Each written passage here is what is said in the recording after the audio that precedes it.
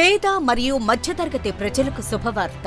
అంతర్జాతీయ వైద్య సేవలు అందరికీ అందుబాటు ధరల్లో ఇప్పుడు మన Ongole Aster Ramesh Nalluri super speciality services నందు మా హాస్పిటల్ నందు 24/7 అందుబాటులో ఉండు నిష్ణాతులైన వైద్య బృందం.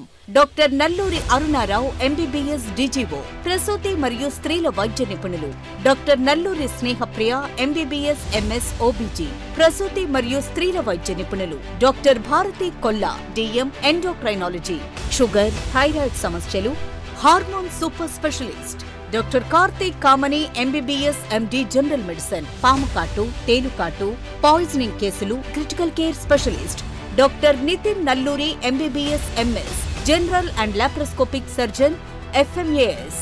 Doctor Deepthi Nalluri MBBS MD paediatrics, చిన్నపిల్లల వ్యాధుల నిపుణులు. Doctor Sricharan MBBS ఎఫ్ఈఎం emergency medicine. అన్ని ప్రముఖ ఇన్సూరెన్స్, టీపీఎస్, క్యాష్లెస్ ఫెసిలిటీస్ అందుబాటులో కలవు. Aster Ramesh Nalluri super speciality services, Kothapatnam bus stand road, Ongole. Phones 08592233006 and 9885676105. City cable ప్రేక్షకులకు నమస్కారం. మరి ఎప్పట్లాగానే సిటీ కేబుల్ మీకు అందిస్తున్నటువంటి ఆరోగ్య సలహాలు సూచనల్లో భాగంగా ఈరోజు వరల్డ్ ఆస్తమా డే ప్రతి సంవత్సరం మే నెలలో 2వ మంగళవారం జరుపుకుంటూ ఉంటారు.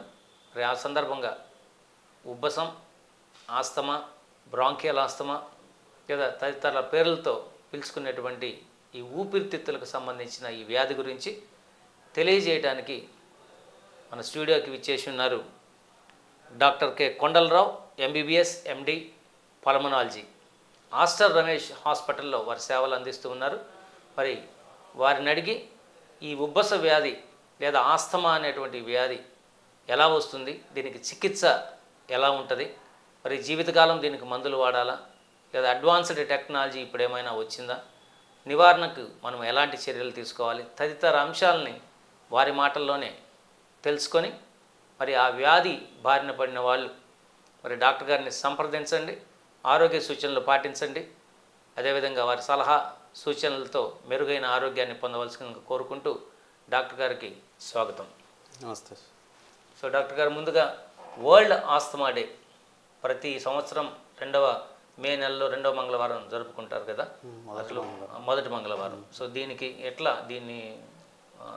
ఎందుకు జరుపుకోవాల్సినటువంటి ఆవశ్యకత ఉంది? అంటే ఆస్తమా అనేది చాలామందికి ఇప్పుడు ఎయిర్ పొల్యూషన్ వల్ల, దానివల్ల పుట్టుకతోటి కూడా కొంతమంది ఆస్తమాతోటి బాధపడుతున్నారండి. దీని గురించి అవేర్నెస్ పెంపొందించాలన్న ఉద్దేశంతో ఈ జీనా అనేది ఆ సంస్థ ఆస్తమాకి అవేర్నెస్ కోసం ఇది ప్రతి సంవత్సరం మే నెలలో మొదటి మంగళవారం ఇది అవేర్నెస్ ప్రోగ్రాం లాగా జరుగుతూ ఉంటారు. ఓకే సార్, మంచి ఇన్ఫర్మేషన్ ఇచ్చారు. ఆస్తమా దీంతో చాలామంది బాధపడుతూ ఉంటారు సహజంగా. అంటే ఒక డస్ట్కి ఎక్స్పోజర్ అయినా, లేకపోతే పొల్యూషన్కి ఎక్స్పోజ్ అయినా, లేదా ఇతరత్ర కారణాలు ఉంటాయి.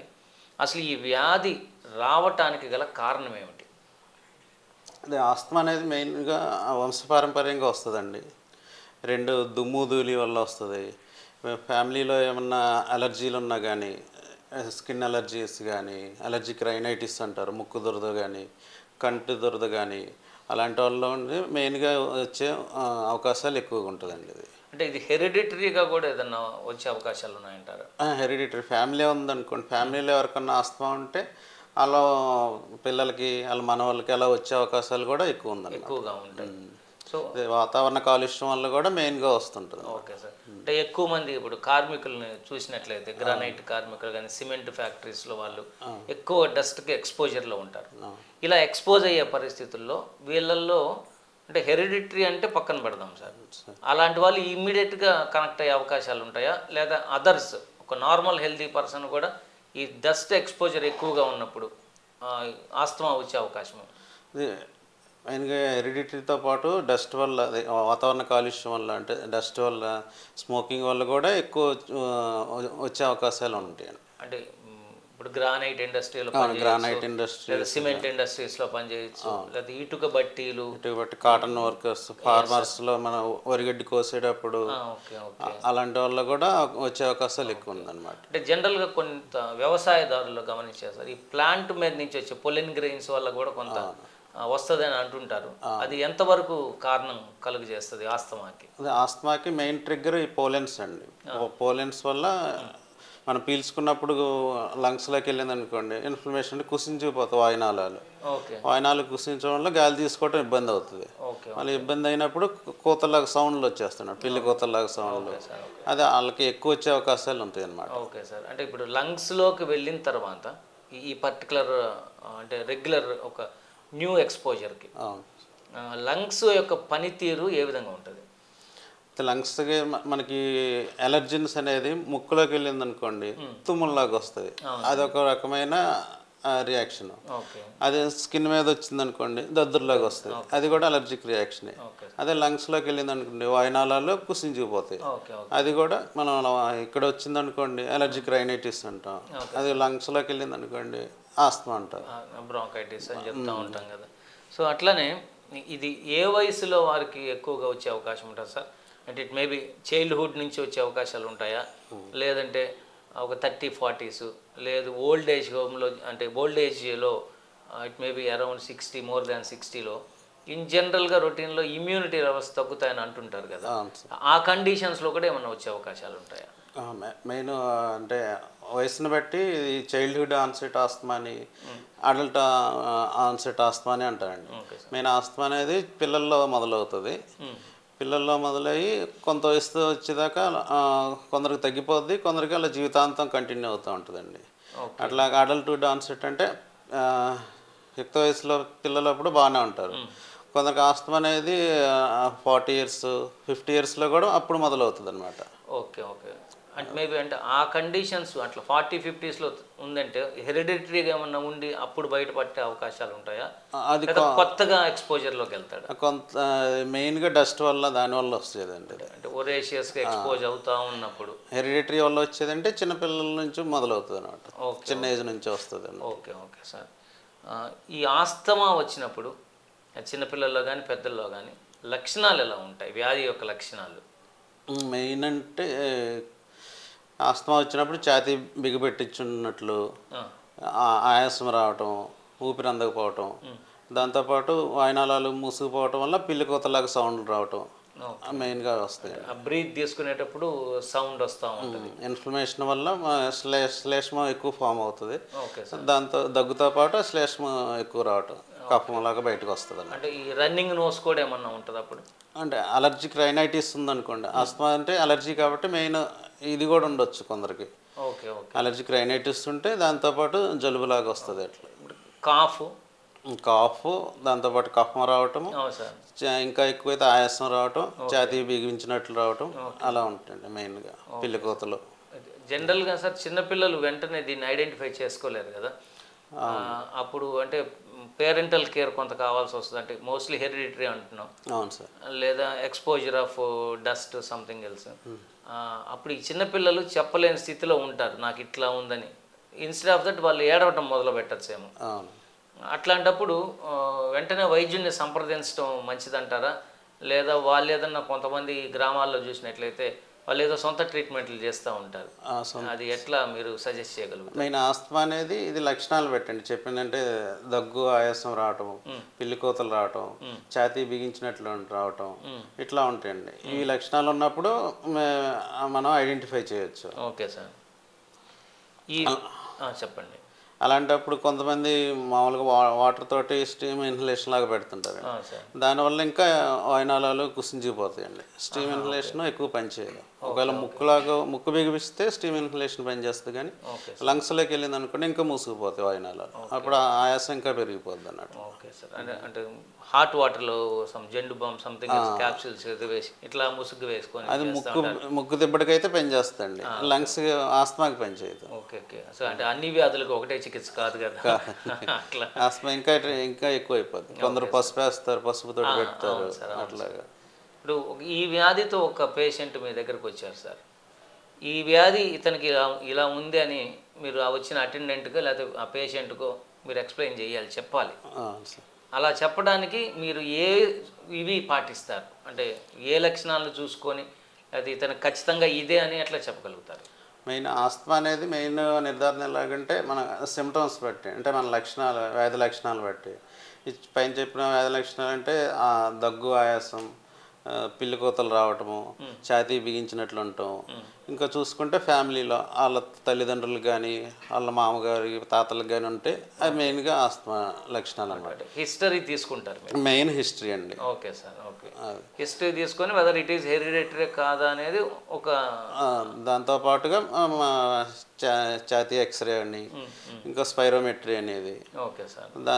దాని ప్రకారం మనం ఐడెంటిఫై చేయొచ్చు. ఓకే. సో డాక్టర్ గారు, వ్యాధి యొక్క లక్షణాల గురించి మాట్లాడుకున్నామండి. సో మీ దగ్గరికి పేషెంట్ వస్తే ఎలాంటి పరీక్షల ద్వారా వ్యాధిని మీరు నిర్ధారిస్తారు? మెయిన్ ఆస్తమా నిర్ధారణ మెయిన్ లక్షణాలు బట్టి అని చెప్పుకున్నామండి. తర్వాత ఛాతీ ఎక్స్రే చేస్తాము. తర్వాత స్పైరోమెట్రీ అని ఊపిరితిత్తుల సామర్థ్య పరీక్ష అండి, అది చేస్తాం. అంటే ఇట్లా ఊదితో అంటారు, ఒక మిషన్ బాల్స్ ఇట్లా కదులుతూ ఉంటాయి, అది ఊపిరితిత్తుల ఎక్సర్సైజ్ అండి. Okay sir. ఇది కంప్యూటర్లో పెట్టి చేస్తాం అన్నమాట. Okay, okay sir. అది అన్నట్లు మెయిన్ ఆస్తమాలో ఎక్స్రే మెయిన్గా నార్మల్గానే ఉంటుంది. Okay sir. ఒకవేళ ఇంకా ఎక్కువ ఊపిరితిత్తులు కొంచెం పై గాలి లీక్ అయిందనుకోండి, అప్పుడు ఎక్స్రేలో తేడా కనిపిస్తుంది అన్నమాట. Okay, okay. మెయిన్ ఆస్తమాలో ఎక్స్రే నార్మల్గా ఉంటుంది. మెయిన్ లక్షణాలు బట్టి స్పైరోమెట్రీ అంటే ఊపిరితిత్తు సామర్థ్యం బట్టి ఆస్తమా నిర్ధారణ అవుతుంది. Okay sir. అంటే నెక్స్ట్ లెవెల్ ఇన్వెస్టిగేషన్స్ అవసరమైతే ఎక్స్రే కాకుండా ఎంతవరకు వెళ్తారు? అంటే సిటీ, ఎంఆర్ఐ అవకాశాలు ఉన్నాయా లేదా? ఇది ఆస్తమాకి అయితే అది అవసరం లేదండి. ఎక్స్రే కాంప్లికేషన్స్ అంటే న్యూమోథరాక్స్, అలర్జిక్ బ్రోంకోపల్మనరీ ఆస్పర్జిల్లస్ అలా నిర్ధారణ చేయడానికి సిటీ స్కాన్ అవి చేస్తామండి. Okay sir. సో ఎక్స్రేతో మీరు ప్రిలిమినరీగా ఒక డెసిషన్కి వచ్చేస్తారు. మ్యాక్సిమం స్పైరోమెట్రీ అండి. Okay sir. వ్యాధి లక్షణాలు అంటే మెడికల్ హిస్టరీ, స్పైరోమెట్రీ తోటి. ఆస్తమా ఎక్కువ కాలం ఉన్నప్పుడు టీబీ కింద కన్వర్ట్ అయ్యే అవకాశాలు ఏమన్నా ఉంటాయా? అంటే ఈజీగా పర్టికులర్ బ్యాక్టీరియాకి వీళ్ళు ఇన్ఫెక్ట్ అవుతారా? లేదండి, ఆస్తమాకి అలా ఉండదు. ఆస్తమా టీబీకి కన్వర్ట్ అయ్యే అవకాశం ఉండదండి. అంటే ఐ మీన్ ఆల్రెడీ వీక్ అయి ఉంటాయి కదా, ఆర్గాన్ వీక్ అయి ఉంటాయి కదా, ఇట్ ఈజీ టు ఇన్ఫెక్ట్ అయ్యే అవకాశం. కొందరిలో ఫంగల్ ఇన్ఫెక్షన్ అంటే ఆస్పర్జిల్లోసిస్ అని, అలర్జిక్ బ్రోంకోపల్మనరీ ఆస్పర్జిల్లోసిస్ అని అలా కన్వర్ట్ అయ్యే అవకాశం ఉంటుంది. అది వ్యాధికి అది మందులకి త్వరగా లొంగదండి అది. Okay sir. సో మీ దగ్గరికి పేషెంట్ వచ్చినప్పుడు ఆస్తమాని మీరు డయాగ్నోస్ చేశారు, ఎలాంటి చికిత్సను అందిస్తారు మీరు? ఆస్తమా అంటే మెయిన్గా ఇది సీజనలా లేకపోతే పెరీనియల్ అంటే సంవత్సరం అంతా వస్తుందా అనేది. ఆస్తమా అనేది మెయిన్గా శీతాకాలంలో వస్తుంటుందండి. శీతాకాలంలో, వర్షాకాలంలో వస్తుంది. అలా అంటే 2-3 months ఉంటుందండి. అలాంటి వాళ్ళకి ట్యాబ్లెట్స్, ఓరల్గా ట్యాబ్లెట్స్ పెడితే కవర్ అవుతుంది. అట్లా కాకుండా కొందరికి లాంగ్ టర్మ్లో అది సంవత్సరం అంతా ఉంటుంది అనమాట ఆస్తమా, శీతాకాలంలో ఇంకా ఎక్కువ అవుతుంది. అలాంటి వాళ్ళకి ఇన్హేలర్స్ వాడుతాం అనమాట. పర్టికులర్గా శీతాకాలం లేదా వర్షాకాలంలో ఈ వ్యాధి ఎక్కువగా రావటానికి, ఎక్కువ అవ్వటానికి కారణం ఏమై ఉంటుంది? అంటే చలిగాలి వల్ల వాయునాళాలు ఇంకా కుసించుకుపోతాయండి.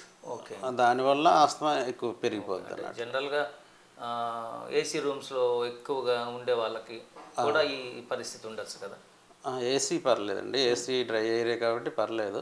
మన అట్మాస్ఫియర్ బయట తిరిగే దాంట్లో ఎయిర్ వల్ల, దుమ్ము ధూళి వల్ల, ఏమన్నా పొగ తగలబెట్టడం వల్ల, దానివల్ల ఎక్కువ ఇన్ఫ్లమేషన్ వస్తుందండి.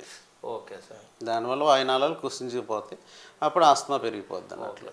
ఇప్పుడు చిన్నపిల్లల్లో హెరిడిటరీగా ఉన్న ఈ ఆస్తమా వీళ్ళు up to the end of the life, జీవితకాలం వీళ్ళలో కంటిన్యూ అవుతుందా? కొందరికి వయసు పెరిగే కొద్దీ కొందరికి తగ్గుతుందండి, కొందరికి అలా కంటిన్యూ అవుతుంది.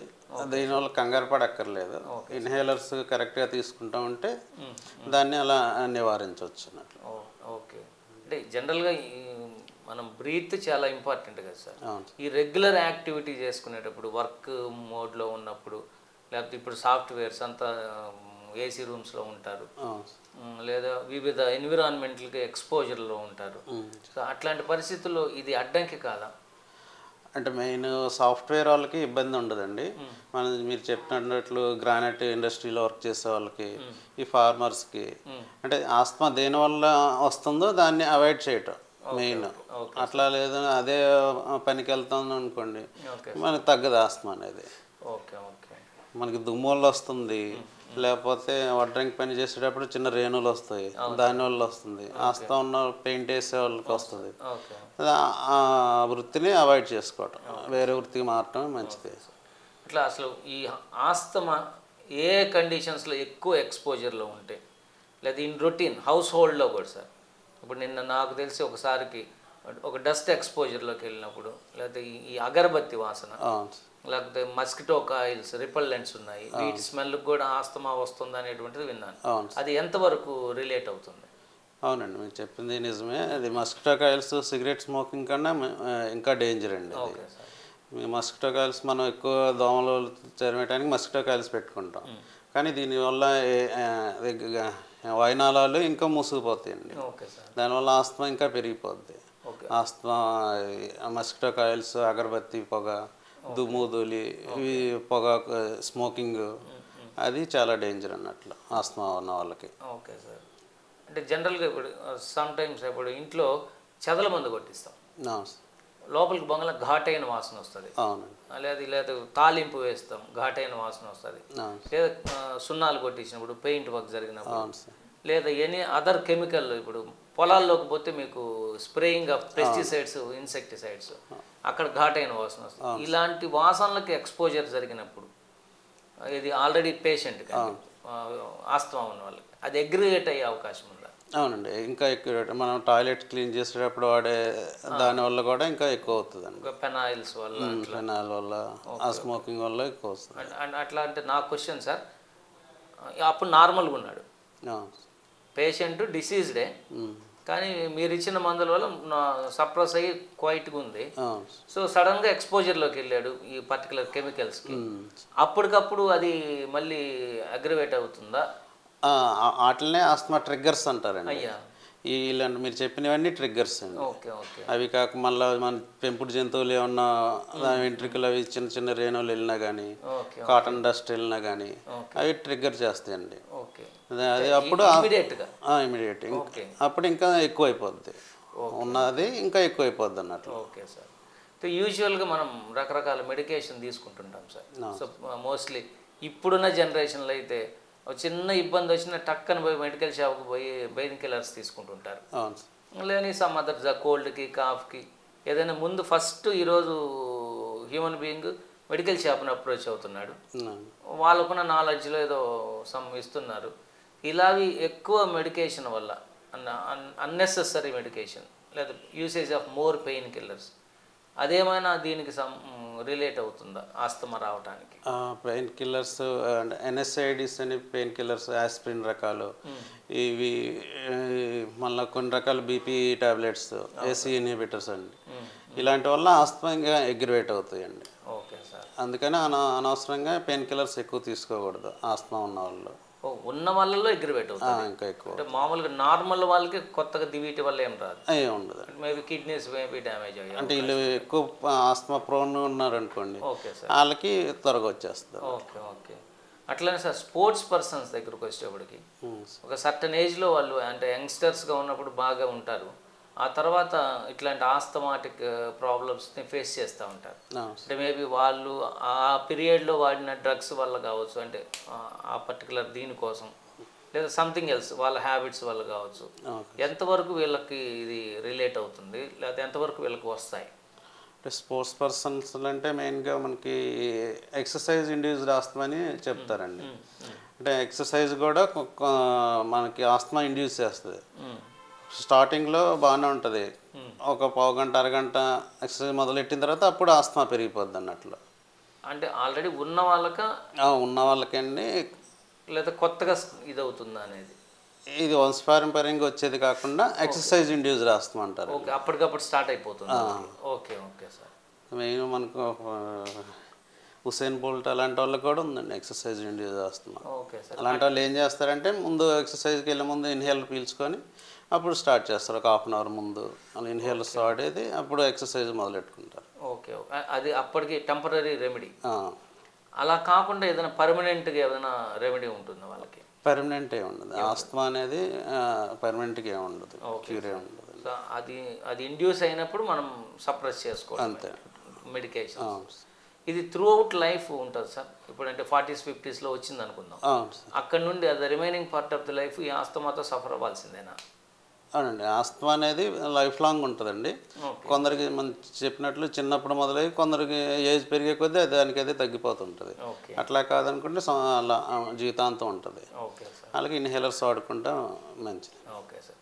అట్లనే tobacco point of view sir, smoking విపరీతంగా ఉంటుంది యంగ్స్టర్స్లో కానీ పెద్దవాళ్ళలో కానీ. అంటే వన్స్ అది అలవాటు పడ్డామంటే మానరు మోస్ట్లీ. సో ఈ స్మోకింగ్ వల్ల కానీ లేదా చూయింగ్ టొబాకో వల్ల కానీ లేకపోతే chewing gutka something else other ఈ టొబాకో రిలేటెడ్ ప్రొడక్ట్ వల్ల ఆస్తమా ఎంతవరకు దాన్ని ఎన్హాన్స్ చేస్తుంది, లేకపోతే ఇంకా ఎక్కువ చేస్తుందా, లేకపోతే ఎట్లా? టొబాకో చూయింగ్ వల్ల ఓరల్కి సంబంధించి క్యాన్సర్స్ అవి వస్తాయండి. Okay sir. మెయిన్గా ఆస్తమా అనేది సిఓపిడి అంటారు. స్మోకింగ్ వల్ల సిఓపిడి అని లంగ్ డిసీజ్ వస్తుంది, ఎంఫసీమా బ్రాంకైటిస్ అంటారు. ఒకవేళ ఆస్తమా ఉన్న వాళ్ళు స్మోకింగ్ చేస్తే వాళ్ళకి ఇంకా ఎక్కువ అయిపోద్ది అన్నట్లు. అంటే ఈ స్మోక్ లోపలికి వెళ్ళి వాయునాళాలని ఇంకా మూసుకుపోయేలాగా చేస్తుంది.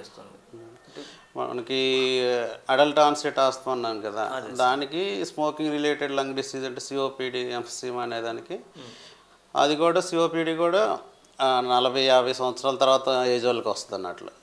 ఇప్పుడు అడల్ట్ ఆన్సెట్ ఆస్తమా వచ్చింది వాళ్ళకి 40 తర్వాత వస్తుంది, 45 సంవత్సరాల తర్వాత.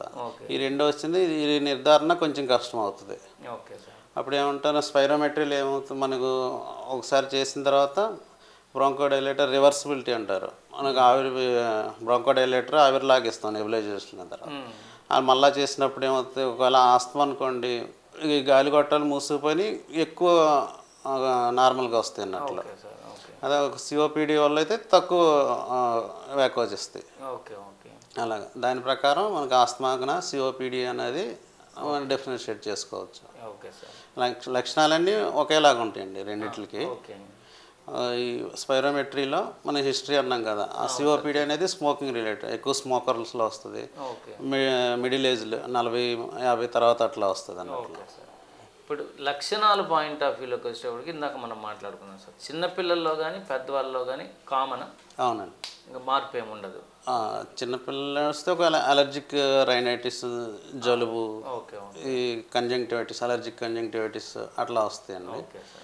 ఒకవేళ లేకపోతే పిల్లి కోతలు రావటం మెయిన్, దగ్గు, ఆయాసం అందరిలో ఒకేలాగా ఉంటుంది. Okay sir. ఈ ఆస్తమా బారిన పడకుండా ఎవరైనా కానీ చిన్నపిల్లలు కానీ పెద్దవాళ్ళు కానీ లేదా ఎలాంటి జాగ్రత్తలు తీసుకోవటం వల్ల దీని నుండి వీళ్ళు రక్షించబడతారు, రాకుండా కాపాడుకోగలుగుతారు?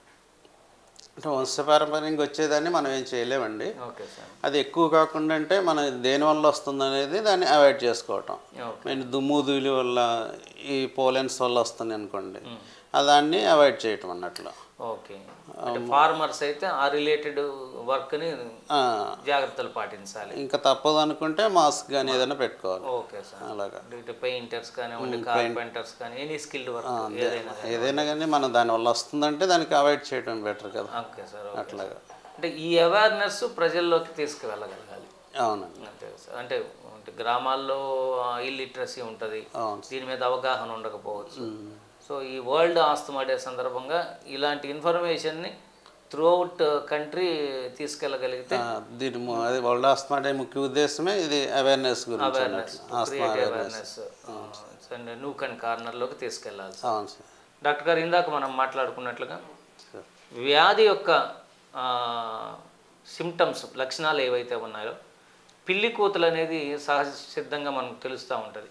అంటే ఆయాసం ఉన్న వాళ్ళు బాధపడుతున్నారు మన దగ్గర ఉన్నప్పుడు, మనకు కూడా పక్కన ఉన్న వాళ్ళు కూడా చాలా క్లియర్గా ఆ బ్రీతింగ్ అప్పుడు ఆ సౌండ్ వస్తూ ఉంటుంది.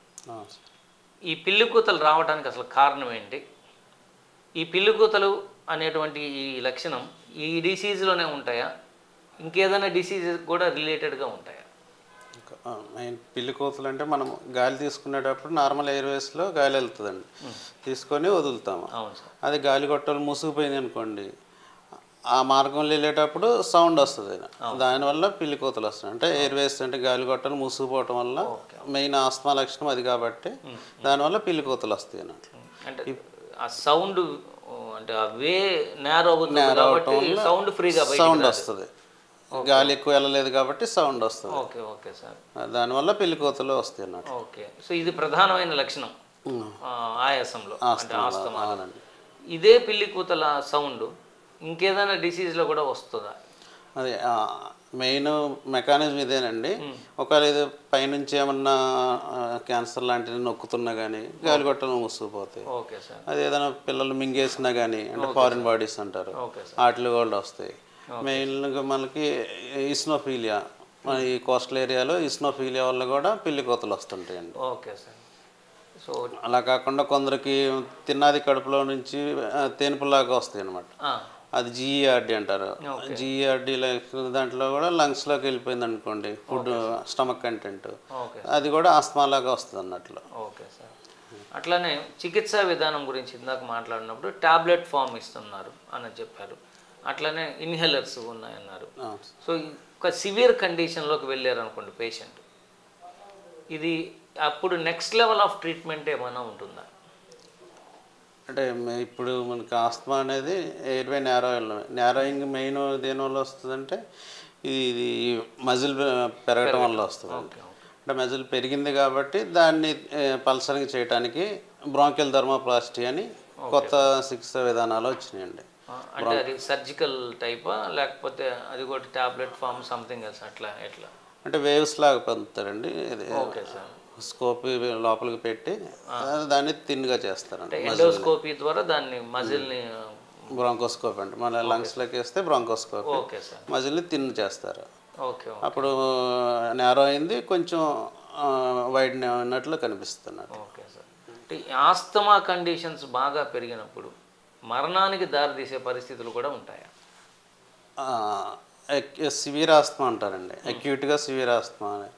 లేకపోతే ఇవి లంగ్స్ పగిలిపోయింది అనుకోండి, ఎయిర్ లీక్ అవుతుంది, న్యూమోథరాక్స్ అంటారు. అలాంటప్పుడు సివియర్గా అండి. అలాంటప్పుడు మనం ఎక్స్రేలో ఆ లక్షణాలు కనిపిస్తాయి. ఒకవేళ న్యూమోథరాక్స్ ఉంటే చెస్ట్ ట్యూబ్ అంటారు, ఛాతీలోకి గొట్టం వేసి లీక్ అయిన గాలిని బయటికి తీస్తారు అన్నట్లు. ఓకే. అంటే కండిషన్ ఆస్తమా పేషెంట్లో అంత సివియరిటీలోకి వెళ్తుందా సార్? రేర్గా వెళ్తుందండి కొందరికి. Okay okay. ఆస్తమా అంటే జీవితాంతం ఉంటుంది, ఇన్హేలర్తో కంట్రోల్ అవుతుంది. కొందరు అక్యూట్ ప్రెజెంటేషన్ అంటారు, అలాంటప్పుడు సివియర్గా ఉంటుంది అన్నట్లు. వాళ్ళకి ఒక్కోసారి ఇంట్యుబేషన్ అంటే వెంటిలేటర్ మీద కనెక్ట్ చేయడం అవసరం అవుతుంది. Okay sir. అలా చేయాల్సి వస్తుందండి. ఈ ఆస్తమా పేషెంట్కి హార్ట్ అటాక్స్ వచ్చేటువంటి పరిస్థితులు ఏమైనా ఉంటాయా? ఈ కండిషన్తో బాధపడుతుంటాడు, ఈ బాధపడేటప్పుడు అది ఏదైనా రిలేట్ అవుతుందా? రిలేషన్ ఎక్కువ లేదు, ఆర్గాన్. Okay sir. ఒకవేళ ఇది క్రానిక్ లంగ్ డిసీజ్ కాబట్టి దీన్ని ప్రివెంట్ చేసుకోవడానికి వ్యాక్సినేషన్స్ వస్తాయండి. Okay sir. మెయిన్ ట్రిగ్గరింగ్ అంటారు, మనం వైరల్ ఇన్ఫెక్షన్ వల్ల కూడా ఎక్కువ వస్తుంది. జలుబు చేసడం వల్ల ఆస్తమా ఎక్కువ పెరుగుతుంది అనమాట. ఈ జలుబు అనేది వైరల్ ఇన్ఫెక్షన్స్ వల్ల వస్తుంది.